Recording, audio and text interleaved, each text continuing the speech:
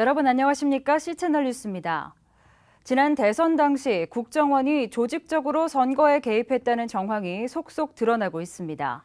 기독교계와 시민단체들은 국정원 선거 개입 의혹을 철저히 규명해야 한다고 목소리를 높이고 있습니다. 곽영신 기자의 보도입니다. 지난 7일 서울중앙지검 특별수사팀은 언론을 통해 대선 당시 인터넷에 정치 개입 글을 올린 것으로 의심되는 국정원 직원들을 추가로 확인했다고 밝혔습니다. 경찰 수사에서 드러난 김모 씨 등 국정원 심리정보국 직원 2명과 민간인 1명 외에도 다른 국정원 직원 여러 명이 연루된 정황이 드러난 것입니다. 검찰은 정치적 성향의 글이 자주 올라오는 사이트 10곳의 서버를 조사해 국정원 직원의 아이디를 추가로 발견했으며 이들의 활동 내용을 알아내기 위해 15개 사이트를 분석하고 있는 것으로 알려졌습니다. 정치 개입 활동이 원세훈 전 원장의 지시로 이루어졌음을 입증하는 증거도 드러났습니다. 검찰은 국정원을 압수수색해 지난 3월 진선미 민주당 의원이 공개한 원장님 지시 강조 말씀 문서 25건 외에도 정치 개입 활동을 지시하거나 보고하는 내부 문건 상당수를 확보한 것으로 전해졌습니다. 국정원의 조직적인 정치 활동이 드러남에 따라 정치 및 선거 개입 여부를 명확히 밝혀야 한다는 목소리도 높아지고 있습니다. 민주사회를 위한 변호사 모임의 박주민 사무처장은 오늘의 유머 사이트에서 국정원 직원으로 추정되는 아이디 73개를 조사한 결과 게재글 390개, 추천과 반대 3천여 개를 찾아냈다며 이들 대부분이 정부와 여당을 칭찬하고 야당 후보의 흠집을 내는 선거 개입 활동이라고 주장했습니다. 내용을 보시면 이명박 대통령 치적 홍보, 국정 홍보 등을 위한 적극적인 글쓰기를 했죠. 그래서 여당과 정부에 유리한 여론을 형성하고 반대로 선거에 쟁점이 되는 부분에 있어서는 불리한 내용의 글을 야당 쪽에 불리한 글을 쓰면서 권혜진 데이터 저널리즘 연구소장은 SNS상의 트윗 28만 개 중 국정원으로 추정되는 계정을 분석해보니 조직적인 여론 조작 활동을 벌인 정황이 포착됐다며 대선 당시 SNS 환경을 자세히 분석하면 국정원의 여론 개입 실태를 파악할 수 있다고 주장했습니다. 그래서 제가 생각하기에는 현재 이 데이터는 트윗 데이터는 국내 여러 업체가 갖고 있다 이미 갖고 있는 것이고 그 데이터를 분석을 한다면 좀 더 정밀한 네트워크 분석이 가능하다. 그리고 전파된 경로, 확산 경로까지 볼 수 있다. 한국교회 역시 국정원 선거 개입 사건을 명확히 규명하라는 목소리를 높이고 있습니다. 한국기독교교회협의회는 지난 1월 국정원 선거 개입 진사규명위원회를 발족하고 강연회와 자담회 개최, 논평 발표 등의 활동을 해왔으며 매주 목요일마다 진상규명을 위한 기도회도 열어왔습니다. 지난 4월 경찰은 수사 발표에서 국정원의 정치 개입은 맞지만 선거 개입은 아니라고 밝혀 꼬리 자르기 수사가 아니냐는 의혹을 산 바 있습니다. 선거는 민주주의의 꽃이자 근간입니다. 이 선거가 훼손되었다는 정황이 드러나고 있는 만큼 철저한 진상규명이 불가피해 보입니다. C채널 뉴스 곽영신입니다. 노인 인구가 빠르게 증가하면서 고령사회 진입을 눈앞에 두고 있습니다. 이에 발맞춰 국가인권위원회가 노인 인권 상황 개선을 위한 정책 마련을 정부에 권고했습니다. 인권위는 급격한 고령화로 노인의 인권 수준이 우리 사회 전반의 인권 수준에 미치는 영향이 적지 않다고 판단해 노인의 소득, 건강권, 노동권 등을 보장할 것과 노인에 대한 학대와 자살 예방 관련 정책을 마련하라고 각 관계부처에 권고했습니다. 노인의 소득에 대해서는 저소득 계층이 노령에 이르러 일자리 상실과 함께 소득 유지에 어려움을 겪을 가능성이 높다며 노령연금 급여 수준을 높이는 등 정부 차원의 예산 지원을 통해 노인 빈곤율을 낮춰야 한다고 제안했습니다. 인권위는 또 정부와 지자체의 노력에도 불구하고 학대와 자살률은 지속적으로 증가하고 있다며 학대와 자살에 취약한 저소득 노인의 보호를 위해 범부처적 노력, 상시적 협력 체계 구축, 정보의 공유 등이 필요하다고 강조했습니다. 한편 현재 우리나라의 노인 인구는 전체의 7에서 13%며 5년 안에 노인 인구가 14% 이상인 고령 사회에 진입할 것으로 예측되고 있습니다. 한편 제41회 어버이날을 맞아 노인 일자리 전담기관인 군포 시니어 클럽이 노인 일자리 참여자들과 기차 여행을 다녀왔습니다. 사단법인 성민원이 군포시로부터 수탁받아 운영하는 노인 일자리 전담기관 군포 시니어클럽은 지난 6일과 7일 양일간 노인 일자리 참여자와 자원봉사자, 직원들을 포함해 약 800여 명이 함께하는 춘천 기차 여행을 다녀왔습니다.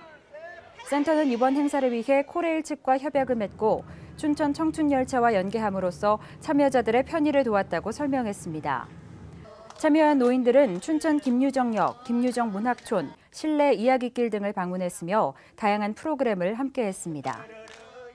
한편 군포 시니어 클럽에는 현재 24개 사업단 960여 명이 일자리에 참여하고 있으며 앞으로도 지역 내 노인들의 일자리 확대와 복지 실현에 앞장선다는 계획입니다.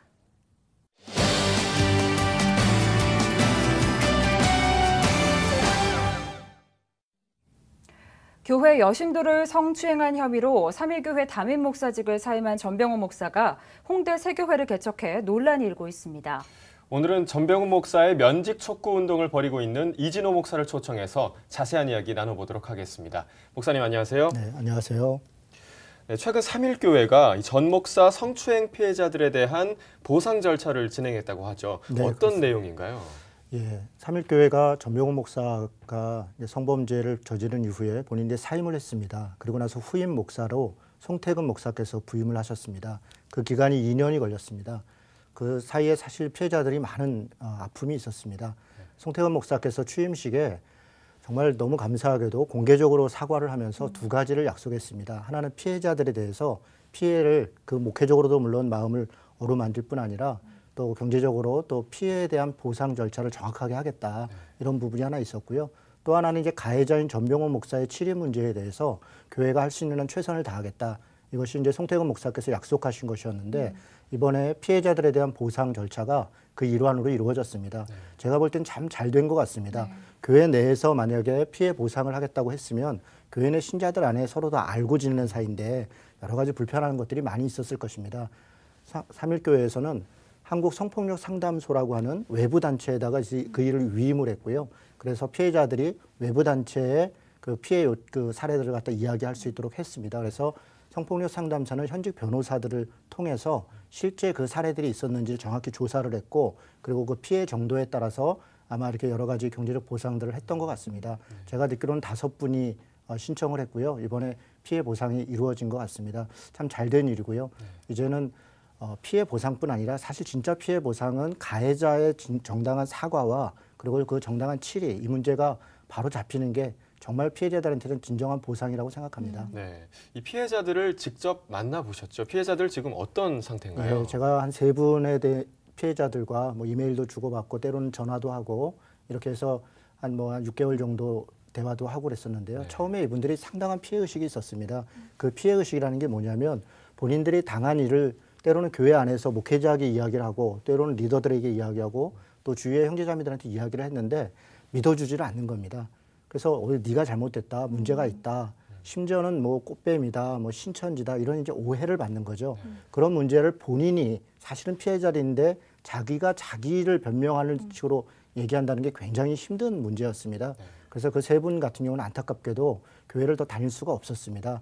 심지어는 근처에서 생활할 수도 없었어요. 계속 신자들을 만나고 그것 때문에 뭐 이런저런 이야기를 해야 되니까 그래서 한 분은 해외로 나가서 살고 계시고요. 2분은 지방으로 이사를 가서 다 결혼하신 분들입니다. 그래서 그 가족들이 옮기는 게 어려운 일인데 그럼에도 불구하고 다 이사를 가서 이렇게 생활을 했고요.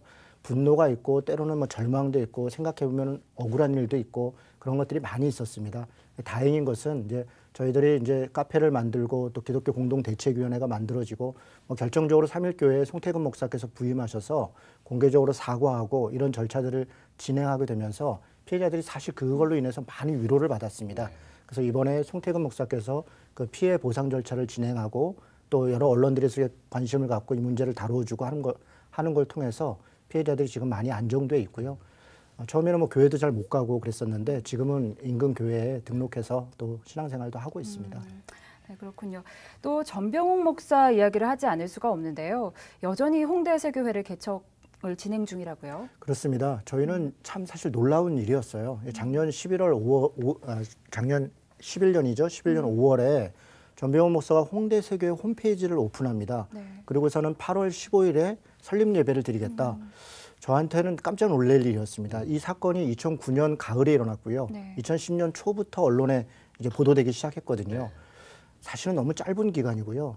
전병헌 목사가 물론 사과문을 내기도 하고 그랬지만 저는 충분히 이 문제에 있어서 본인도 치료를 받아야 되고 또 피해자에 대해서 아직 정직하게 사과하지 않았었거든요. 이런 부분에 대해서도 뭐 치리가 돼야 되고 더군다나 노회가 치리권을 가지고 있으니까 또 따져야 될 건 또 따져봐야 되는 그런 절차들이 많이 남아 있었거든요. 그런데 교회를 개척을 이미 준비를 다 완료해서 하겠다. 이때 저희는 굉장히 놀랬고 3.1교회 내에서도 사실 나올 때 뭐 좋은 일은 아니었는데 교회 내의 당회와 2년 동안은 수도권 내에서 개척하지 않겠다. 이런 걸 약속했었습니다. 그런 아주 기본적인 것도 지키지 않는 그런 일이 있었죠. 저희들이 이제 활동을 시작하면서 결국 8월 15일 날 설립 예배는 진행이 되지 않았습니다. 노회 관계자들이 참여하지 않았고요. 그런데 지금도 여전히 장로교 합동측이죠. 평양노회 소속인데요. 거기에 이렇게 가입을 신청하고 있고 또 가입을 시도하고 있는 그런 상황입니다. 이 홍대 세교회에 출석하는 교인들이 적지 않은 것으로 알고 있습니다. 그 교인들은 어떤 생각을 갖고 있을까요? 지금 한 1000여 명 정도 된다 그러고요. 대개 거의 대부분은 3.1교회에서 옮겨간 분들입니다. 저희가 그 홍대 세교회 앞에서 그걸 항의하는 뭐 금식 기도회를 한 3일간 제가 했었는데요. 그때 이제 그 홍대 세교회 분들하고 대화할 기회들이 많이 있었습니다. 물론 많은 분들은 그 사실을 모르거나 혹은 가벼운 성추행 정도, 그러니까 실수일 것이다 이렇게 생각하는 분들도 많이 있었습니다. 그래서 제가 놀란 것은 그 중에 또 상당수들은 그 사실을 정확히 알고 있다. 우리가 주장하는 것보다 더 심각한 일들이 있었다라고 자기는 그렇게 알고 있다고 이야기하는 분도 있습니다. 그런데 제가 놀란 게 그런데 어떻게 이 교회에 있습니까? 그랬을 때 그거 상관없다. 그건 하나님이 알아서 하실 것이다.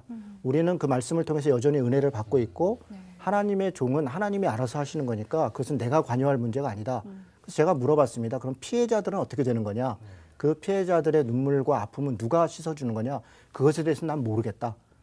당신 자녀라면 그렇게 할 수 있겠느냐? 당신이 가까운 사람이 그렇게 할 수 있냐? 그것도 내가 관여할 문제는 아니다. 저는 이런 의식이 너무 당황스럽고 그런 분들이 적지 않게 많이 있습니다. 그때 당시만 해도 많은 언론에서 보도되지 않았기 때문에 상당수 사람들이 모르거나 가볍게 인식했다면 지금은 이미 일반 언론에서도 다뤘고 우리 기독교 언론에서도 여러 차례 심층 있게 보도했기 때문에 모를 수가 없거든요. 그렇다면 저는 이것은 대단히 신학적이고 신앙적으로 근본적으로 문제가 있다 이렇게 생각합니다.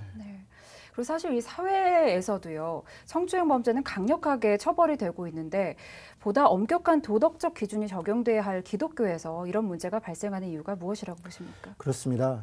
뭐 비근한 예로 이런 겁니다. 우리 교직에 있는 선생님들도 성추행이나 이런 문제가 요즘 간간히 보도되지 않습니까? 예전에는 그렇게 되면 그 문제에 대해서 밝혀진 대로 벌을 받고 처벌을 받으면 다시 교단으로 돌아올 수 있었습니다. 근데 지금 개정된 법은 그게 안 됩니다. 교직에 계신 분들도 물론 벌을 받을 뿐 아니라 그분은 교사로서의 도덕성을 이미 상실했기 때문에 학생들을 가르칠 수 없다. 이게 이미 사회적 통념이고 또 당연히 우리가 그렇게 인식하고 있습니다. 목사는 오죽하겠습니까? 목사는 교사뿐 아니라 정말 하나님의 사람들을 우리가 이렇게 돌보고 섬기는 직책인데 어떻게 성범죄에 연루돼서 이 문제가 정리되지 않은 상태에서 그대로 목회를 한다는 건 있을 수 없습니다. 정말 정확한 것은 이것은 평양노회를 통해서 정당하게 치료를 받아야 되고요. 그리고 죄의 정도에 따라서 분명하게 징계를 받을 때 저는 교회의 거룩성도 회복될 수 있다고 생각합니다. 네, 이 전 목사 사태가 꽤 오랜 시간이 지났습니다. 이제 어떤 과제가 남아 있을까요? 이 목사님은 또 어떤 활동을 또 계획하고 계십니까? 뭐 분명히 말씀드린 것은 정당한 징계가 있어야 됩니다. 그러기 전에 징계가 있기 전에 반드시 있어야 되는 것은 본인의 인정입니다. 내가 죄를 지었다. 그리고 피해자들에 대한 정직한 사과가 있어야 됩니다. 평양노회가 치리권을 가지고 있거든요. 지금이라도 조사를 해야 됩니다. 그래서 정말 억울한 부분이 있으면 풀어줘야 되고 그리고 잘못된 것이 있으면 징계를 해야 됩니다. 그것이 전병헌 목사께도 좋습니다. 그래야 자신의 죄가 회개가 되고 그래야 다시 회복도 될 수 있습니다. 징계는 누구를 죽이기 위해서 하는 게 아니라 사람을 살리고 교회를 살리기 위해서 하는 것이 징계이지 않습니까?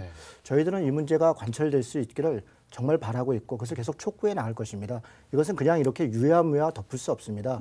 한 교회 문제나 한 목회자의 문제가 아니라 지금 이것은 이제 한국교회 전체의 문제가 됐습니다. 우리가 책임감을 가지고 이 문제는 끝까지 이야기를 해야 된다. 저는 그렇게 책임감을 갖고 있습니다. 이 전병훈 목사 사태는 이제 교회뿐 아니라 사회로까지 확대되는 것으로 보이죠. 네, 그렇습니다. 이 전 목사의 치리 여부가 기독교 도덕성의 바로미터로 남겨진 만큼 이제라도 엄정한 처벌이 필요할 것 같습니다. 목사님 오늘 말씀 감사합니다. 고맙습니다. 수고하셨습니다. WCBA 세계 한인기독교 방송협회 제18차 총회가 영국 런던 순복음교회에서 개최됐습니다. 복음의 기쁜 소식이 온누리에라는 주제로 지난 6일부터 9일까지 계속된 제18차 WCBA 런던 총회에는 세계 각처에서 복음을 전하는 30개의 기독교 방송 대표 및 임원 60여 명이 참석했으며 각사의 선교 방송 현황을 나누고 격려하는 시간을 가졌습니다. 이번 총회대 회장 여의도 순복음교회 이영훈 목사는 개회 예배에서 성령 충만으로 온 세상에 복음을 전하는 위대한 사명을 감당하자고 강조했습니다. 한편 이번 총회에서는 C채널 허미숙 사장과 FGTV 고석화 목사가 신임 이사로 인준됐으며 C채널을 대표해 강동원 전무이사가 참석했습니다. 한편 WCBA는 TV와 라디오, 위성, 케이블, 인터넷을 통해 전 세계 곳곳에서 복음을 전파하는 국내외 한인 기독 방송사 연합체로 C채널, CTS, CBS, 극동방송 등 50여 개 국내외 방송사들이 회원사로 가입돼 있습니다. 우리나라 인구 10명 중 1명은 천주교회 신자며 지난 10년 동안 천주교 신자의 비율은 지속적으로 상승하고 있는 것으로 조사됐습니다. 한국천주교 주교회의가 발행한 2012 한국천주교회 통계에 따르면 작년에 집계된 천주교회 신자는 약 536만여 명으로 이는 전체 인구의 10.3%를 차지하고 있는 것으로 나타났습니다. 2002년부터 지난 10년 동안 총인구 대비 천주교 신자의 비율은 소폭이지만 지속적으로 상승했으며 2009년 이후로는 줄곧 10%대를 유지해온 것으로 조사됐습니다. 남성과 여성 신자의 비율은 41대 59로 여성이 다소 많은 것으로 나타났고 연령대별 분포로는 50에서 54세 구간이 10.3%로 가장 많은 것으로 집계됐습니다. 한편 학생 수는 지속적으로 감소하고 있는 것으로 드러났습니다. 주일학교 대상 학생 수와 실제 주일학교에 참여하는 학생의 비율을 조사한 결과 초등부에서는 대상자의 59.5%가 중등부에서는 29.6%만이 주일학교에 참여하고 있는 것으로 나타났습니다. 여의도 순복음교회 이영훈 목사가 기독교 대한 하나님의 성회 차기 총회장 후보로 단독 출마했습니다. 기아성 여의도 순복음 선거관리위원회는 제62차 정기총회에 총회장과 부총회장, 총무 등 임원 모두가 사실상 단독 입후보했다며 현재 총회장을 맡고 있는 이영훈 목사가 총회장 선거에 단독으로 출마했다고 밝혔습니다. 연세대학교와 한세대학교 신학과를 졸업한 이 목사는 지난 2008년 여의도 순복음교회 담임 목사에 취임했고 한국기독교교회협의회 회장을 지낸 바 있습니다. 현재는 한국교회 희망봉사단 공동단장과 기아성 연금공제회 이사장을 맡고 있습니다. 한편 부총회장에는 여의도 순복음 분당교회 이태근 목사, 여의도 순복음 광명교회 최기랑 목사, 서울은석교회 고충진 목사, 여의도 순복음교회 박장근 장로가 후보로 등록했습니다. 부총회장은 총 5명이며 1명은 총회장이 지명하는 것으로 알려졌습니다. 제62차 기아성 여의도 순복음 정기총회는 오는 20일 경기도 파주 오산리 기도원에서 진행될 예정입니다. 이 밖의 뉴스와 날씨를 전해드립니다.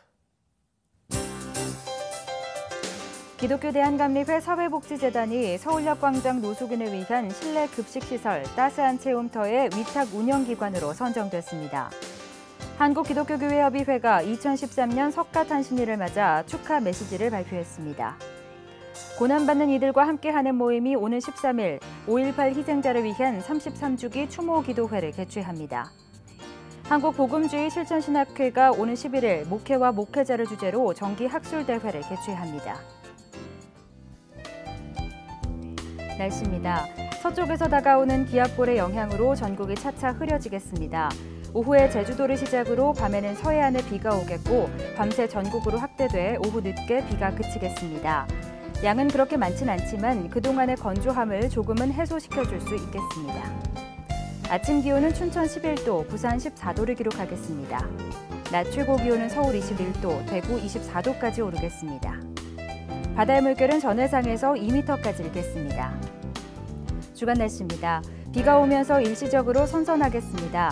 하지만 주말에는 맑은 날씨를 되찾으면서 다시 기온이 오를 것으로 예상됩니다.